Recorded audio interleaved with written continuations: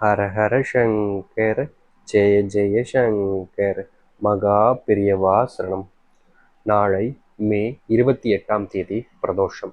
இந்த பிரதோஷ நாட்களில் நம்ம சிவபெருமான் நினச்சிக்கிட்டு சொல்லக்கூடிய ஒரு ரொம்பவே சக்தி வாய்ந்த மந்திர சொல்ல நாளைக்கு காலையில் நீங்கள் எழுந்தோடனே சொல்லி பாருங்க.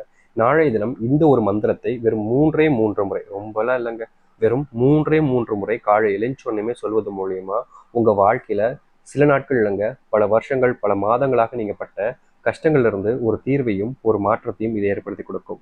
எதிர்பார்க்காத ஒரு மாற்றத்துக்கான ஒரு வாய்ப்பாகவும் இந்த ஒரு பரிகாரம்ன்றது இருக்க போகுதுங்க. அதனால பெருசா குழம்பிக்க வேண்டாம், பெருசா உங்களை நீங்களே கஷ்டப்படுத்திக்கவும் வேண்டாங்க. ரொம்ப எளிமையான ஒரு விஷயமா இந்த ஒரு பரிகாரத்தை செஞ்சு பாருங்க. கண்டிப்பா முழுக்க முழுக்க உங்களுடைய வாழ்க்கையில மிகப்பெரிய மாறுதலையும் மாற்றத்தையும் இது ஏற்படுத்தி கொடுக்கும்.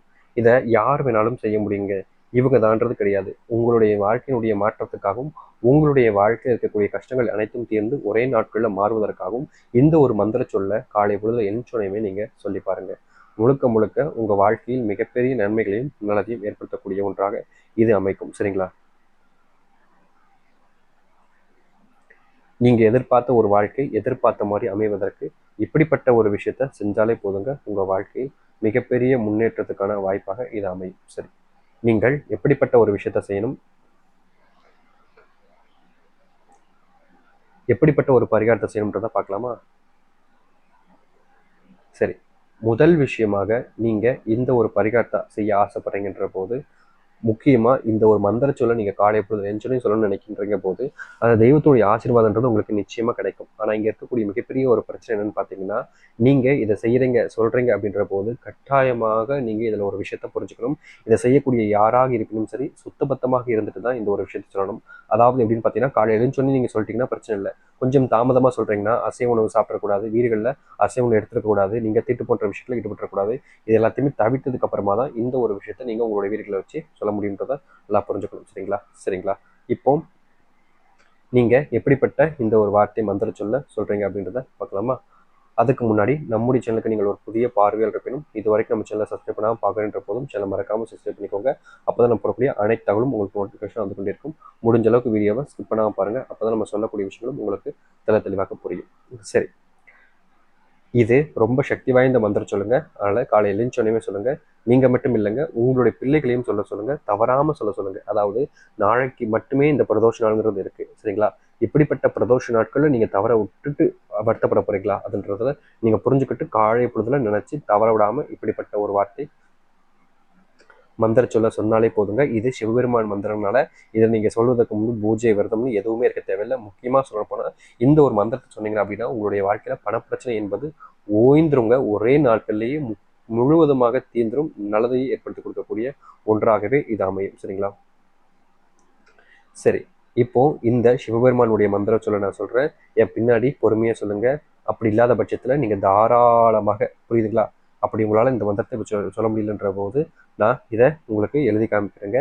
அதை நீங்க பார்த்தும் சொல்லலாம், அப்படி இல்லைன்னா உங்களுக்கு இதில் நோட்டில் ஆட் பண்ணி விடுறேன், அதை பார்த்து நீங்க தாராளமாக சொல்லலாங்க. ஏன்னா நிறைய பேத்துக்குலாம் குழப்பம் இருக்கும், என்னது எனக்கு புரியலையே அப்படின்னு சொல்லிட்டு. அப்படி இருக்கக்கூடாதுன்றதுக்காக தான் நம்ம இதை உங்களுக்கு எழுதி காமிக்கிறோம். அப்படி இல்லாத பட்சத்தில் நமக்கு உங்களுக்கு ஃபோட்டோவை ஆட் பண்ணி காமிக்கிறோம். சரிங்களா? இந்த 2 விஷயங்களை பண்ணுறோம். உங்களுக்கு எது இருக்கோ அதை வச்சு இந்த மந்திர விஷயத்துல ரொம்ப எளிமையாக நீங்கள் சொல்லிட முடியுங்க. சரி, நீங்கள் சொல்ல வேண்டிய அந்த சிவபெருமானுடைய மந்திர சொல் இதுதான். நான் சொல்கிறேன், பொறுமையாகவே சொல்லுங்க. ஓம் நம சிவாய சர்வயே தேவ தேவாய வை நம.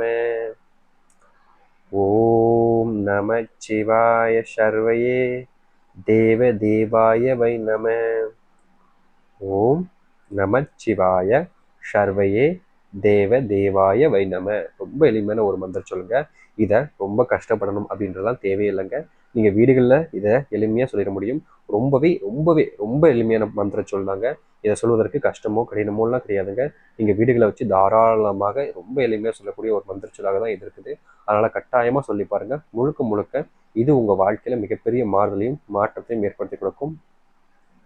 நிச்சயமா இது உங்களுடைய வாழ்க்கையில மிகப்பெரிய மாற்றத்துக்கான ஒரு மந்திர சொல்லாகவும் இருக்க போகுதுங்க. அதனால பெருசா குழப்பிக்க வேண்டாம், பெருசா நீங்களே உங்களை போட்டு மனதை போட்டு வருத்திக்க வேண்டாம். ரொம்ப எளிமையான ஒரு மந்திர சொல்ல சொல்லி பாருங்க. கண்டிப்பா உங்களுடைய வாழ்க்கையில இது மிகப்பெரிய மாற்றத்தையும் மாறுதலையும் ஏற்படுத்தி கொடுக்கும். நினைச்சது போல் ஒரு வாழ்க்கை மாறி நல்லது ஏற்படுவதற்கு இப்படிப்பட்ட மந்திர சொல்ல 3 முறை சொல்லி வாருங்கள். நல்லதே நடக்கட்டும். ஹர ஹர சங்கர், ஜெய ஜெய சங்கர். நன்றி, வணக்கம்.